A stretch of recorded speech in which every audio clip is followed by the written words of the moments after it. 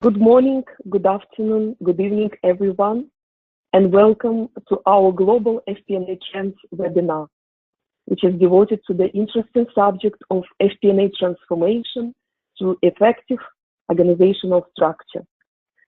Let me introduce myself. My name is Larissa Malnichuk. I'm Managing Director of FP&A Trends Group. And as you can see at the next slide, FP&A Trends Group is managing international FP&A board in 21 cities, 14 countries, and 4 continents at the moment. The reason why we decided to start a global FP&A Trends webinars, this is in order to share with you the latest thought leadership and the best presenters that we have in FP&A global. In our FP&A global webinars. So can we look at the next slide, please? So the aim of the webinar is to share FP&A best practices from across the globe and to share with you best speakers and thought leaders and the tools that we have. This is free webinars, and recordings will be available with you in 24 to 48 hours. So the way how you can get connected, this is through 1 hour webinar. We are going to have 2 polls. We are going to have 1 Q&A session. And also you will be able to ask any questions you have through chat box during Q&A session. Obviously, it will be depending time constraints issue. If you have more questions than we can answer, you will be able to email directly to our presenters and facilitators. And if you would like to reconnect directly with speakers and facilitators, you will be able to do this. Just before we start, I would like to say thank you so much to the webinar sponsor, Unit 4. Unit 4 is the company that provides flexible and dynamic FP&A system, which is called Provera. This is leading CPM and FP&A product. Let me introduce the speakers and facilitators for today. So the subject of organizational structure, FP&A organizational structure, is such an interesting and such important at the moment. And we are so lucky to have Fredrik Hedlund, who is Senior Vice President and Global Markets CFO at Nielsen. Fredrik is going to share his very famous and very interesting case study about how centralized FP&A structure can make wonders. Fredrik is located in his head office, in the company's head office in Geneva, and will be presenting today to us from that part of the world. But generally, he's managing more than 105 countries from Geneva office. Also, we have Matthias Thurner, who is Chief Product Officer and Analytics Visionary in company Unit 4. Matthias is going to share with us his insights on what are the latest trends and developments in technology for enhancement of organizational structure. And I'm very glad to introduce to you Richard Wenderhoff, who is FP&A Trends Webinar Project Manager. The structure of today's webinar, it will be through Q&A, through interview, in order to make it more dynamic and interesting for you. What about the agenda? So very quickly, there will be introduction about different organizational structures, what we see around the globe, what is happening. Then it will be a presentation from Fredrik Hedlund on transformation through effective organizational structure. And Matthias will share his insights, as already mentioned. And at the end, we have Q&A session. Just before we start, I would like to remind you about top 5 FP&A trends and challenges that we see at International FP&A Board. Actually, right now, I'm in the middle of my North American tour, and I can see that definitely those trends and challenges are global. It doesn't matter where you are, whether you're in Asia, whether you're in North America or the Middle East or Europe. So the biggest trends are simplification of our FP&A processes, using driver-based planning in order to utilize data and analytics. More and more we see a lot of interesting case studies where FP&A already started to use artificial intelligence and machine learning. Integration of FP&A processes, this is such a huge subject at the moment as well. And strategic business partnering, it's obviously a huge enhancer of all those trends. But the challenges, they still remain the same, such as traditional business culture, the quality of data, and the availability of outdated technology. This is the problem. The right talent pool, where FP&A is not only a traditional finance person or accountant, or almost a data scientist. This is something that a challenge at the moment as well. I already mentioned outdated technology and obviously the lack of investments in the companies in the latest technology. So if we look at the next slide, we can see that there are several organizational structures. Generally speaking, right now we can observe three types of organizational structures. This is the centralized structure. This is decentralized and matrix organization. There are obviously different advantages and disadvantages of each of the structure. And let me remind you very quickly the features of each one of these. So centralized structure, as you can see at this slide, it's managed at the FP&A head office level. This is a high level of control, but obviously it creates a lot of consistency. But there could be some business priority conflicts. When we look at decentralized structure, normally it's managed through region and country-specific FP&A organization. It's quite autonomous decision-making process and local financial authority. But sometimes it can lack consistency, this particular structure. And then matrix organization. I would say that this is probably the most popular structure at the moment. So many companies, they have matrix organization where collaborative FP&A managed through head office, but also is distributed through responsibility on the local places. Normally people have two chains of command and it can create some of the issues, but from other side, it works well as well. Just before we start to look at different types of organizational structure, I would say that there is no right or wrong organizational structure. It really all depends on what you would prefer to use in your company and what is right for your company. Before we start, we really would like to understand whether you are centralized, decentralized, or matrix organization. So I would like to ask Richard to create the polling question for us. All right, here goes first question. Can you describe what is the best organization today for you? Is it centralized? Is it decentralized, matrix, or maybe something else? And in the moment when you vote, Richard will be able to summarize the results.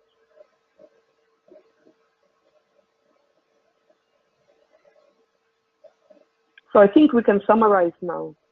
Yes, here it is. And actually, I'm not surprised at all. So we can see that almost half of the participants of our webinar, they have matrix organization. 33% have centralized system, and decentralized organizational structure only 20. So no surprises here, and this is something what we see around the globe. So this is the timing now for the first interview, for the first presentation. And we are lucky to have Richard, Fredrik Hedlund here, Senior Vice President and Global Markets CFO at Nielsen. Hello, Fredrik. How are you doing? Yeah, good. How are you doing? I'm fine, thank you. Well, I've heard a lot about your big business case.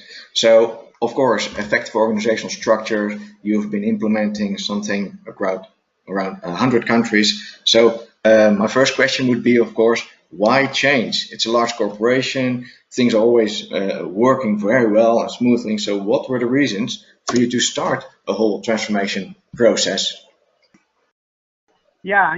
So why change? Well, it goes back to beginning of 2010 when I joined Nielsen. And actually, Richard, I was hired to bring about this change in Europe. At that point in time, I was the finance leader of Europe, and Europe was its own business unit. And when I look back at the beginning of 2010, we were really decentralized, like amazingly decentralized from any financial perspective across the 40 countries where we're present in Europe. And that's just a huge opportunity. And our structure was to have a finance leader for a country. That country had its own FP&A team, its own accounting team, and so forth. And that just brings about a lot of opportunities, especially as we were implementing SAP across all of Europe. So the big enabler that I had was a homogeneous infrastructure, of which the accounting piece had already been done by the time I joined. And then during our transformation, we did the payable side and the cash side of things. So it was just really decentralized, and the IT infrastructure that we brought in was able to enable us basically to operate differently and set up something new. So it was just a tremendous opportunity. Okay, and what was the hardest time to convince them to change? It was more the opportunity than the difficulties at that moment? Yeah, I mean, different people had different views about bringing about the change. The finance leaders obviously challenging, because with change and transformations, your job is not secure. From a business perspective, challenges, we're going to break something essential. Right. And then we just had the complexity that everyone that's on the phone that's worked or lived in Europe knows about. It's a lot of languages, right. and for those of you that are in business, right, we tend to have a lot of legal entities. Indeed. Many companies are built up over time through acquisitions, so you just get really fragmented IT environments. And then, it's doing accounting stuff to be compliant, both from a tax and statutory and labor perspective. Okay. How important it was for you to have, let's say, a vision or some kind of, as in this slide, a model in order to move all those people into different roles or different ideas? Well, I think, Richard, to have a vision is essential. And it's essential because you're talking about a large number of people that you have to move from A to B. And certainly one tool that's very effective is to spell out with some clarity what the end state would look like and why the end state is better for everyone compared to where you are today. So we spent a lot of time to get the vision right, but then you need to formulate the strategy as well of how to actually execute and deliver on the vision. And then you need very detailed roadmap to make sure you execute every step of the way. But the vision is something you start with, and I think it's critical. And how did you end up with, let's say, the FP&A operating organization? Was it something that you predefined, or was it more that emerged organically through this whole change process? Yeah, it's a combination. So as part of planning for this transformation, we set up the organizational structure and the finance operating model, which included business partnering. And FP&A, from my perspective, is part of business partnering. So we had a model. We had a vision around FP&A, and we had a strategy and a roadmap. But today, I would say we operate a little bit differently, because we're talking about a 2010 vision versus we in the early parts of 2019. So we've been able to evolve over time. And what you see on that slide is actually more of the state that we have today. what we had and the vision that we had initially was to have a I would call it a centralized FP&A structure from call it an operational perspective, from a technology process infrastructure. Okay. But we wanted the FP&A associates to be very close to the business. We did not want everybody in a hub, right? We wanted them out in our 40 markets. Okay. And crucially, we wanted all FP&A associates to report into one European FP&A leader. One European FP&A leader, which is very different from how a lot of organizations does it. But that reporting line, a solid reporting line, just meant that we could actually really go after FP&A in terms of better infrastructure, better technology, better processes, planning the same way, doing the analysis the same way, making sure we measure talent the same way. So that was a big enabler. Later, a couple of years later, we got smarter and we realized, well, actually, we need to set up an analytics COE with data scientists who mines the data and are very, very specialized. So actually, what you see there under the FP&A model came at a later stage as we got smarter about how to run FP&A. All right. Well, so I hear from you, it's a very long process. So how, I see here, how long in general did it, was the whole transformation? Because it seems to be 2 stages, something like that. Yeah. So I think it's unusual what you see on this page, and it's unusual what I'm going to talk about. The first part, Europe, that's traditional finance transformation. So let me start there.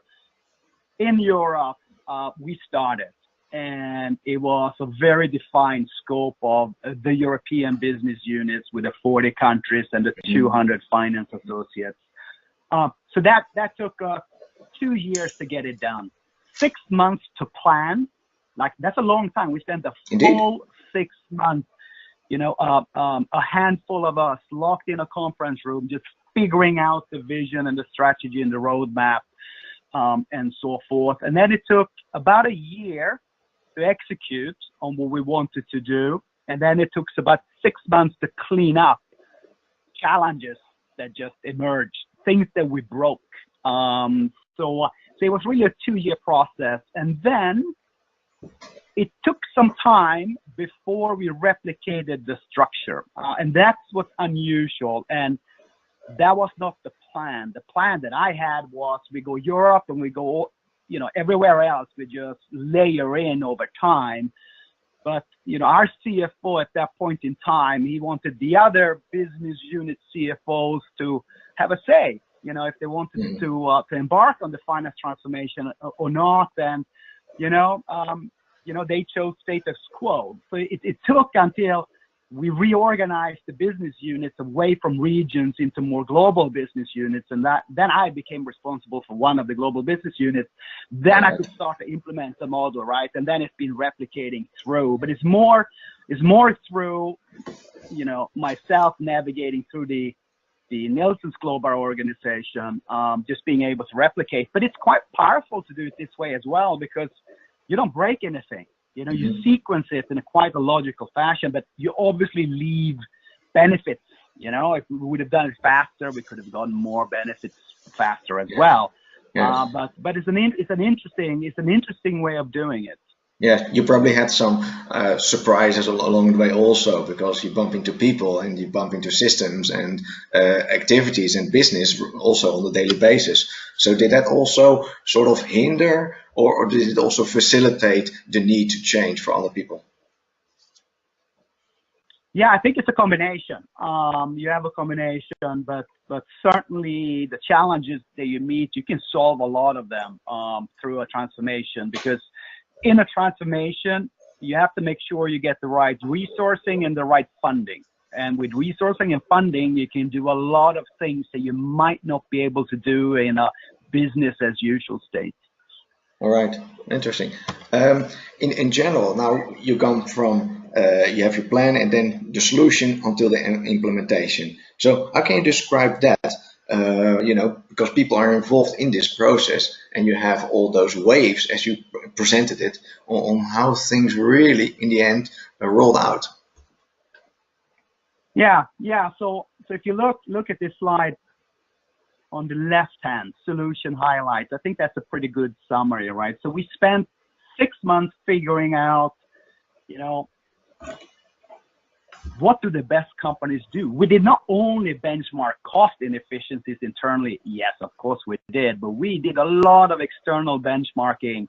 We talked to consultancy firms. We talked to industry groups. I went and met with a lot of peers in different companies around the world, conference calls. So this benchmarking for us was crucial. And then as part of the benchmarking, we could actually sit down and build a model that had all the pieces, right? It had the accounting pieces, the FP&A pieces, the other finance business partnering pieces, and so forth, and really build something that was integrated end to end, and something that we were confident would improve the service level to the business, because this was not only about cutting costs.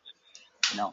A piece of it was to become more efficient, either lower cost, do the same, or same cost, but you can take on a lot more.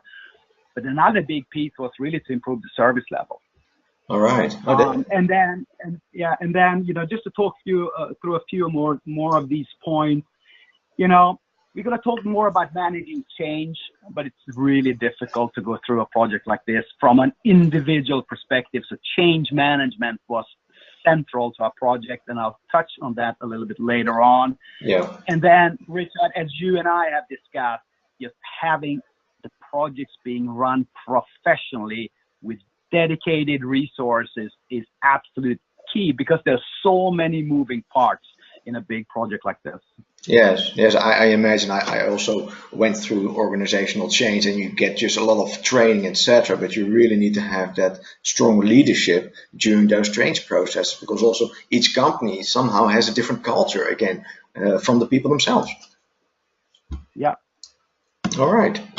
Well, in the end, we're talking about FP&A, and for us, we work a lot with data and things that. How would you sort of summarize what FP&A now is? Because it's often very traditional, you have your routine, but nowadays with technology, the whole infrastructure, the whole structure, the services that we supply is becoming vastly immense these days.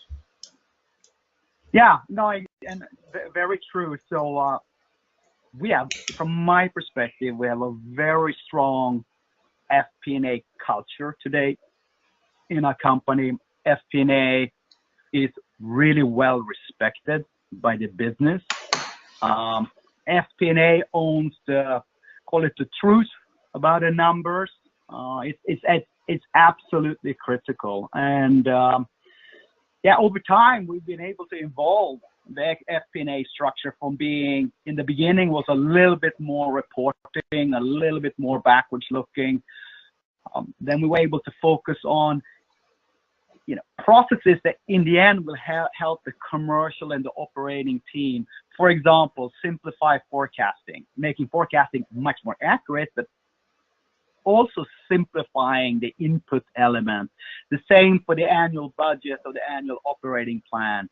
How do you cut that from 9 months down to 4 or 5 months and just minimize the amount of time the commercial and the operational teams have to spend on it? Because we have a business to run, and making an operating plan doesn't generate any shareholder value on its own. So you need a bit of a balance. So those are a few of the examples what we've been able to do. And most recently, so this is 9 months ago or so, we're able to move away from PowerPoint and Excel, and we do all of our financial review on our web-based, right? So we're just taking the next step to make sure we move away from, again, PowerPoint, having the team spend endless time formatting boxes and, perfecting their comments.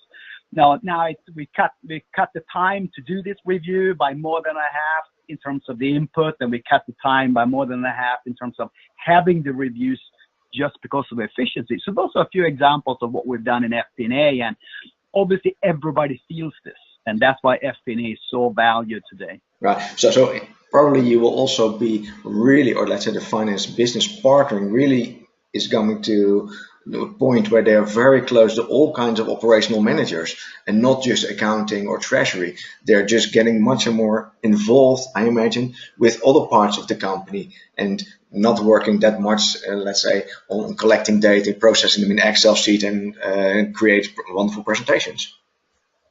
Exactly. The majority of our FP&A associates, they sit where the business decisions are made, right? And they get face-to-face contact. They're part of the country management leadership teams.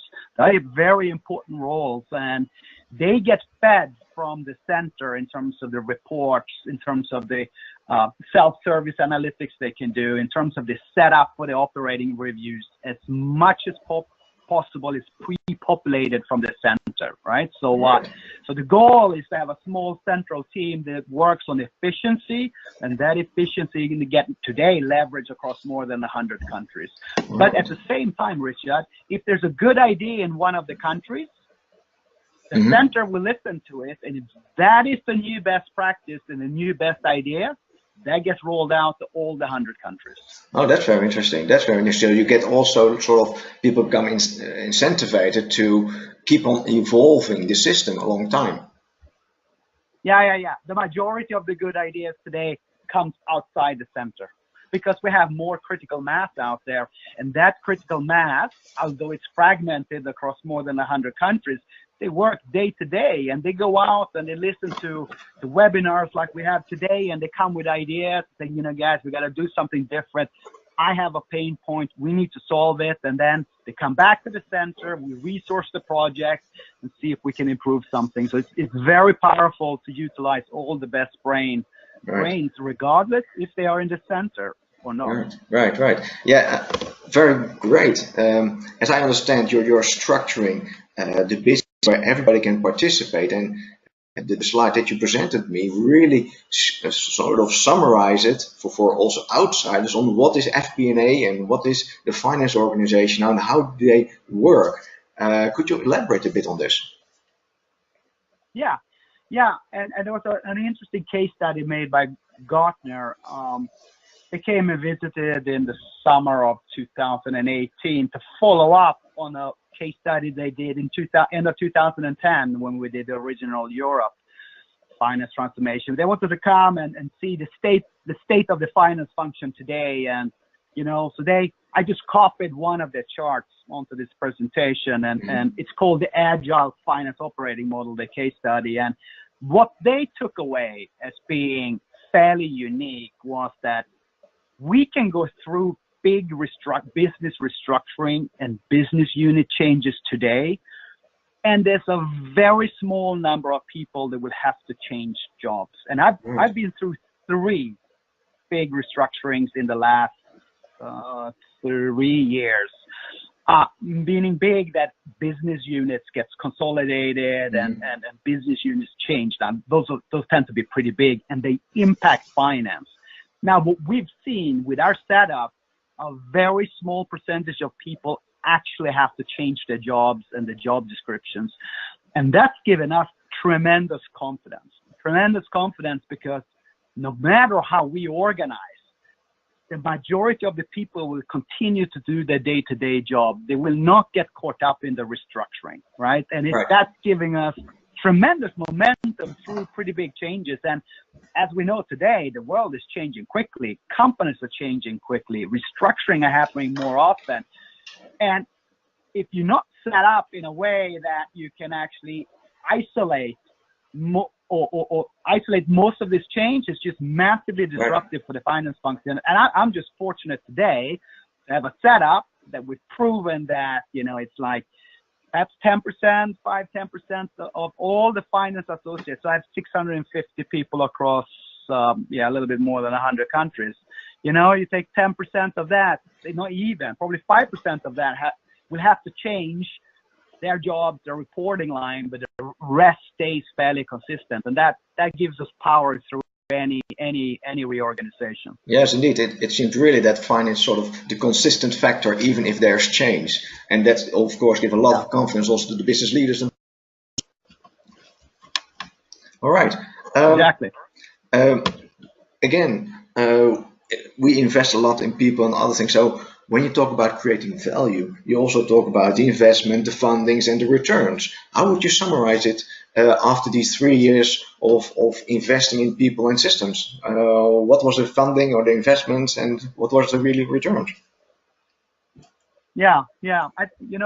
From my perspective, there's a really important concept that goes with finance transformation, and the concept is you have to combine service improvement with cost cutting, right? In my view, and from the meetings I've had with peers, the majority of the finance transformation gets focused on cost, and there's a cost target, and then no matter what, the finance and the team, they drive to meet this cost target, and when it's met, the finance transformation is over. Now, that's not how we did it. That's not how I would do it in the future. I think cost and efficiency is only one piece of the equation. The more important piece of the equation is service improvement. And the only way to get service improvement, better business partnership, faster transactions, better billing and collections, a lot of it translates back to shareholder value, right? But this better service requires investment. Yeah. And that's the philosophy we've had. We've always invested back at minimum 50% of the dollar, and it goes back into infrastructure, it goes back into talent upgrades, it goes back into training, and it goes back to resources that are focusing on improving processes, because you always need a set of people that have capacity to actually go and drive continuous change. So I think that's just a really important concept. And then I think we talked about it already, but this greater resilience that we have now in our organization, in FP&A, but beyond FP&A as well, I think that's created real value. Okay, great. Well, in sum, you had a lot of lessons learned. Which ones you found most interesting or most challenging or really added value to make this like a success transformation? Yeah, I put together, well, actually, I listed in something that I've used in the past as a best practice case study, and it goes from 10 to 1. 1 being the absolute must-have. The single most important thing is obviously to have the right sponsorship to get it done. But what I've highlighted here is number 10, 6, and 2. We talked about it, Richard, earlier on this call, the benchmarking and the 6 months that we spent planning and talking to people. I think that is really important, because once you embark on a finance transformation, you kind of want to make sure you set something up that's going to last for a long time. Yes, you don't have to do it again, right? So spending time outside your own function and your own company is so important, and combine that with deep due diligence. I mean, activity-based costing. What do every finance associate spend their time on? That's the level we went to, right? Wow. So that's benchmarking and kind of best in class. The other one is change management, which we also touched on earlier in the presentation. We trained 50 FTEs, so 20% of the European finance population went to a professionally run 2-day change management course. Big investment, of course. People fly in, you have the trainers, and it's the 2 days of time. But this was an essential investment, because these 50 associates, they became the change agents to everybody else. Right. People could go to them when they had questions, and they needed to talk about all the changes. So I think that's crucial as well, this change management component, because projects like this are difficult. And then finally, the run the project in a professional manner and have it well resourced. Right. All right. Well, thank you very much. A lot of lessons that a lot of us will definitely take with us. Thank you very much. Later we'll be back with you. We are now going to the next stage of this presentation, which involves also more the role of technology within this collaboration, the style where things are moving towards to. We saw that there are decentralized, centralized structures. There's the matrix structure. And before we go on to see what technology can facilitate, we will have a small poll, the second poll question that will come up, and I will launch it, and if you could reply. So, is your FP&A technology ready for collaboration? No, technology is not in place. Almost, organization is slowly adapting. Yes, collaboration includes learning and of course business acumen and all those kind of elements, or completely, perhaps your business is already using artificial intelligence or machine learning. We are very interested in how our public at the moment sees their working environment in their organizations. All right, I think we sort of got it nailed. Well, 31% says no, technology is not in place, and as mostly we also expected, the majority of companies is really slowly adjusting, slowly adapting to new reality, to new technologies. With this, I would like to start with our next speaker. That is Matthias. Matthias, are you there? Yes, I'm there. Hello, everybody. Well, welcome to the stage. Of course, you're going to talk about how technology can enhance organizational structure and the FP&A collaboration, which we will hear much more of. So, in general, how do you see technology nowadays within the FP&A? Because in the previous case, we saw it was really enhancing change.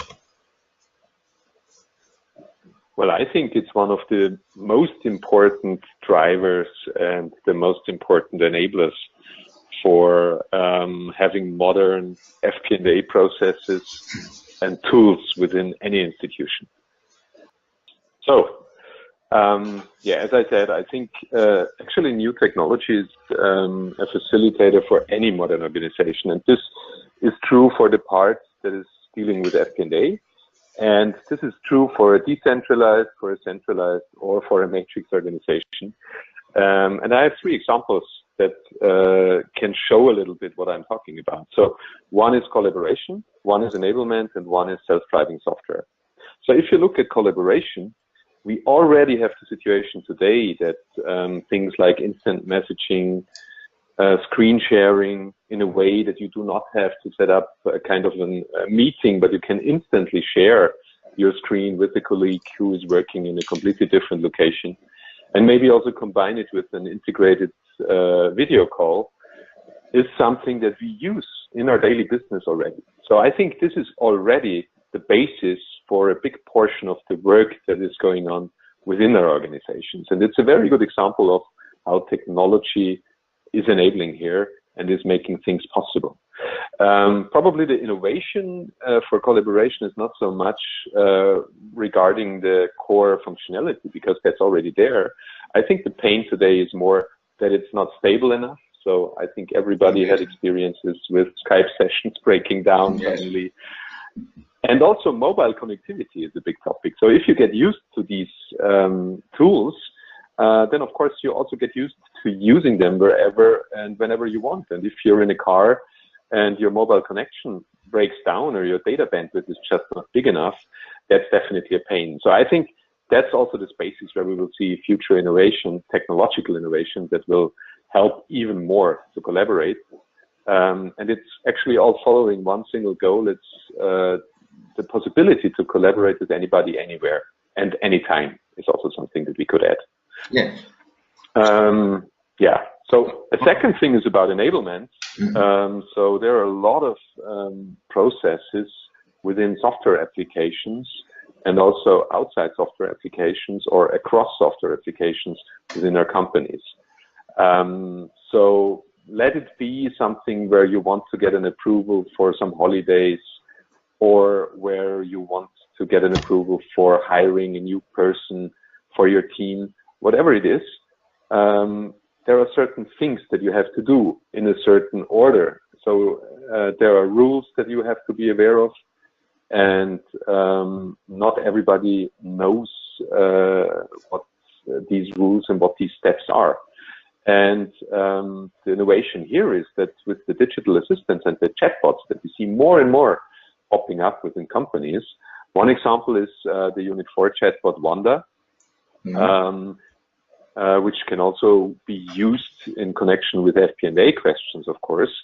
It is much easier to get the necessary information because you will have a digital assistant guiding you through such a process. So instead of reading a manual, you can just start to work on the topic and you get interactive support by a digital assistant in doing the necessary steps in the right order. So I mean, what you're saying actually is that a lot of, let's say, normal processes which you would learn, we sort of it gets automated, and you can also roll it out through regions or actually scale up throughout your own organization. Yeah, definitely. And of course, it's also true for the FP&A department. So an example for the FP&A department would be if you want to know what, for example, the revenues in February have been for a specific country and how these revenues made up against the budgeted value, then that's a question that you could also ask a digital assistant and you would get an immediate answer, and maybe even ask for a little chart visualizing this, instead of calling a guy in the finance department and taking away a portion of his valuable time that he might need for other topics. Right. So the overall goal is to get the needed information as fast and as comfortable as possible. Yes, I see that you get the information. I see that collaboration really is coming center stage for further elaboration on any kind of project or advances, or even if you need information from supply chains, or if you need contract approval, etc. So I see that you get a lot of time advantages, because people will, let's say, be able to focus on their work instead of focus on processes and other stuff. So what else do you think for FP&A? What services or technology improve the delivery of services for that? We will have a look at a specific example a little bit later on, where we will talk about driver-based planning. So let's get back to that a little bit later. If you take the things that I've just been talking about, so the collaboration piece, the enablement piece, the self-driving software, which is actually about having more intelligent software systems that really take work away from you, doing work for you instead of creating even more work for you. And if you combine this with software as a service, which is already a new paradigm that we have, and that makes it possible to make a tool that you have based on software as a service basically available to anybody, anywhere, immediately, there is a certain impact on the different trends that we also can see in our organizational culture and in the organizational structures of our time. So especially we have a situation that more and more companies are working with freelancers, and also a lot of people also talk about the gig economy, where specific people work for a specified time on a project or a certain task, and then they jump to another thing. So like doing gigs as a musician, and all these technologies that we have been talking about are making it possible to have this kind of organizational structures. So they help with onboarding and enablement of these freelancers and gig workers. Of course, also with onboarding enablement of any employee that you have within the company. They also help you with the task management. So if you have decentralized teams that take care of specific tasks, also in FP&A, it is important that you can keep track of that. And that's also something that you can do with the technologies that we're talking about. Doing a lot of things out of your home office is definitely also a very big trend that we can see. So a lot of people are demanding more and more, especially if you look at the younger generations in our companies, that they want to work from home, or at least they want to work partly from home. And that's definitely also something where these technologies are crucial. And another interesting thing is crowdsourcing, also from an FP&A perspective. So there are always certain questions where it is not the case that you have a real factual answer. So, for example, if you think about where the oil price might go during the next 12 months, well, that's definitely something where different people will have different opinions. And with this technology, for example, you can establish a forum where you have 10, 15, 20, 50 people who are knowledgeable and who will have an interesting opinion on this. You can ask them and collect their estimates and their forecasts, what will happen, and make this part of your reasoning within the FP&A processes within your company. Right. Have you seen, or are you afraid that perhaps specific people will be starting more micromanaging because they now have so much information that they will start researching more and more, that on the one hand, sure, they can dig deeper into the data, but also they can get more people involved, which perhaps should not be involved. Have you seen anything like that happening? Because that would then again make the structure more rigid within finance. Yeah, I think partly this is the case indeed.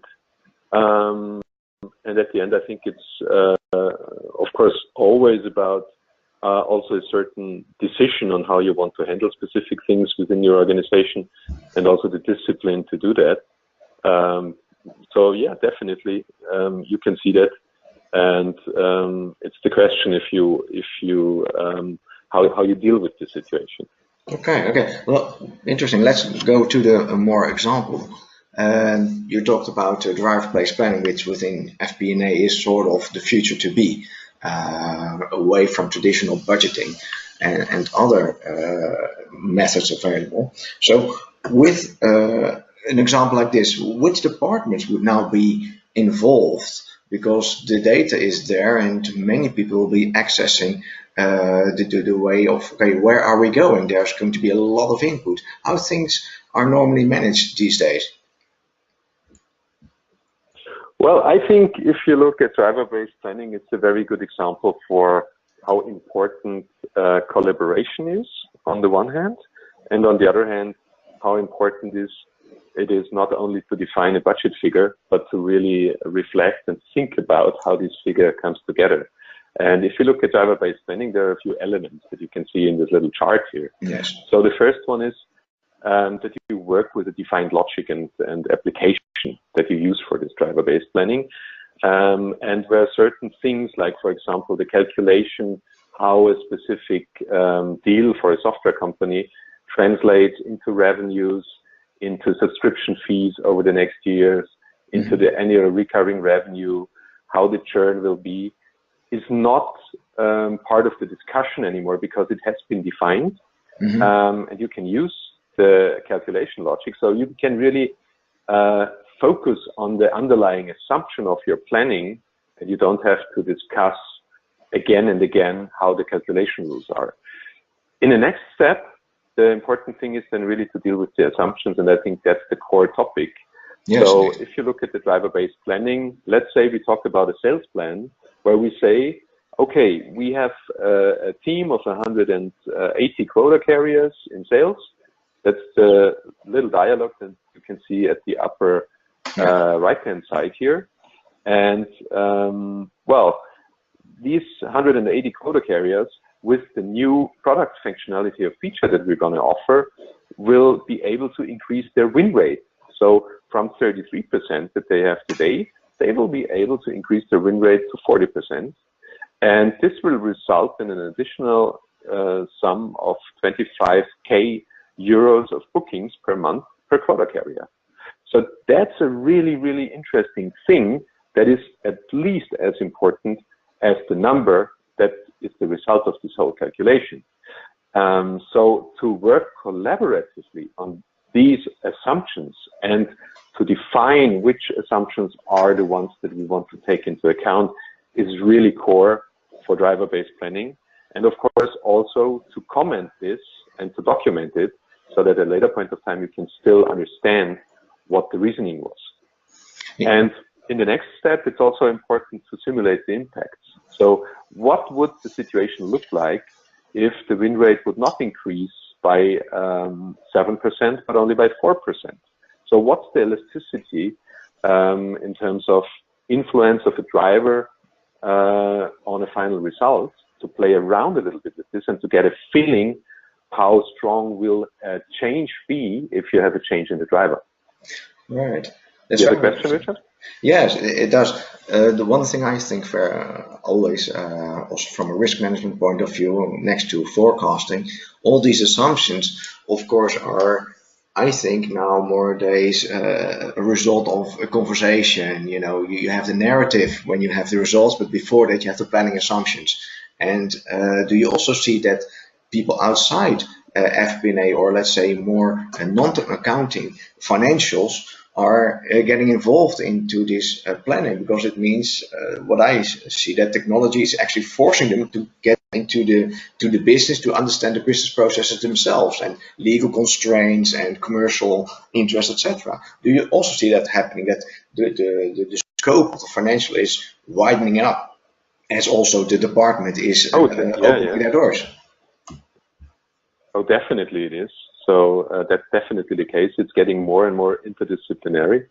And for discussing and deciding on a business case like the one we just had a look at in this example, it's definitely necessary to involve a number of different people. So you have to talk to product management, you have to talk to finance, you have to talk to sales, and the FP&A team is the team that really organizes this interdisciplinary discussion.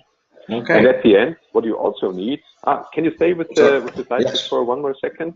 If you stay, yes. At the end, what you also need is definitely something that you can give out, which summarizes all the assumptions and shows the impact, to explain what the reasoning for this was and to make it possible to decide.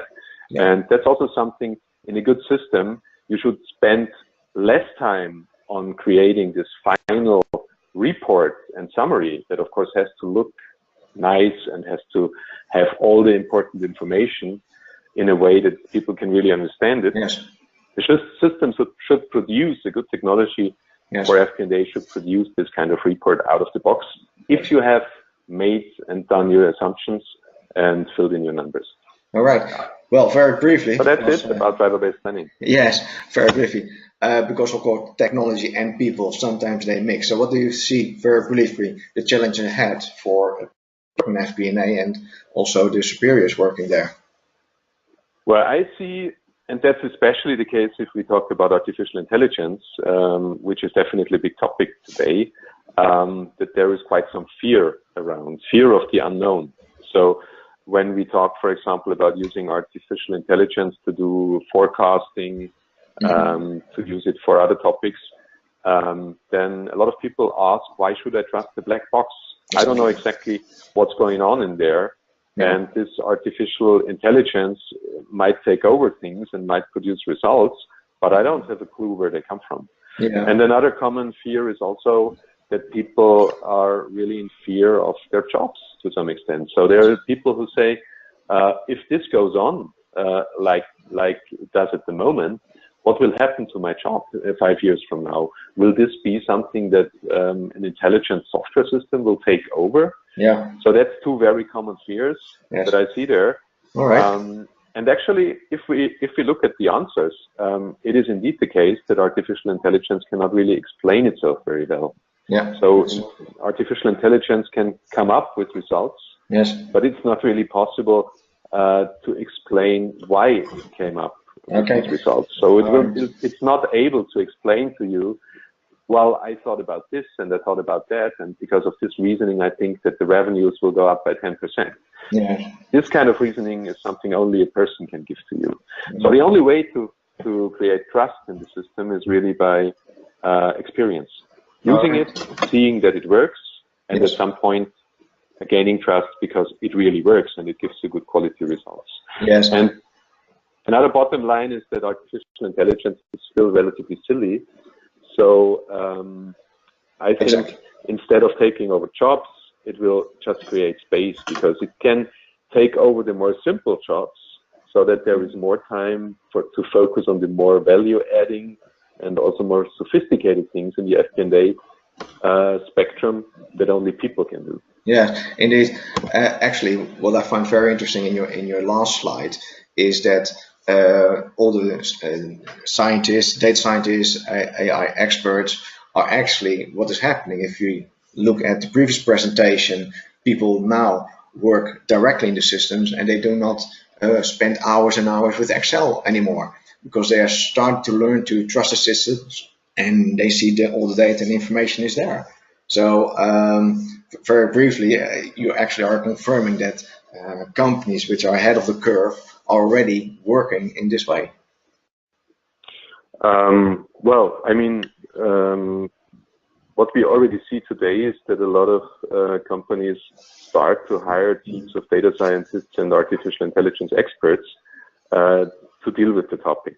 And what they typically do is that they do projects, they focus on a specific thing, and with really expert knowledge and a lot of time that they put into this, they try to come up with solutions, and these solutions sometimes are really interesting and they work well. Yes. On the other hand, we also see that this is just too slow for doing it on an ongoing basis. So what will come in the future, from my perspective, is going to be a much more embedded artificial intelligence and machine learning functionality, which will be integral part of the software systems, and which users can also use who do not really have a clue about how this stuff really works.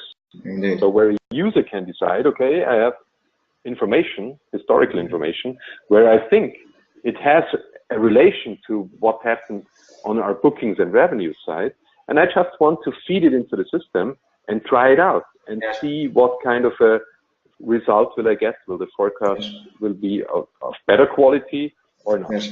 And actually, that's what I see for the future. And this is combined with the shift of tasks. So there will be more and more tasks that the systems will take over.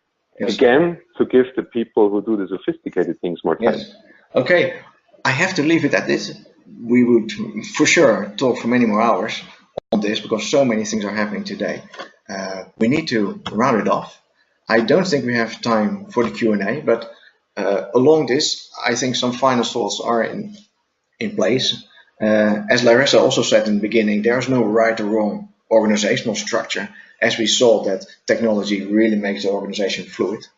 In modern business environment, the challenges and opportunities appear and disappear faster than the traditional organizational structure can manage. So finance becoming a stable partner in this will really advance. And also technology is a use enhancer and potentially changing FP&A from being a lagger into a leading area. I hope Larissa is still here to thank the public. Larissa, are you there? Absolutely, I'm here. What I would like to say that obviously we have a lot of questions for our presenters. The presenters will be able to answer your questions through email. So you can email your questions and both Matthias and Fredrik will be able to answer this. So this is a good timing for us just to say thank you so much to our fantastic speakers today. Fredrik Hedlund, thank you so much for sharing your amazing case study. Matthias Thurner, thank you so much for sharing your visionary thoughts and thought leadership on how technology will structure and enhance organizational structure. Richard, thank you so much for facilitating this discussion today. And finally, I would like to say thank you so much to Unit 4 for sponsoring this webinar for us. Please stay with us. We are preparing some interesting case studies and interesting subjects for you. And thank you so much to all the participants from 55 countries on 6 continents for being with us today. If you have any questions, any suggestions, we would be happy to answer and to be in touch with you. Have a great evening, night, or afternoon, or morning. Thank you so much, and we will see you very soon. Bye-bye. Thank you. Bye-bye.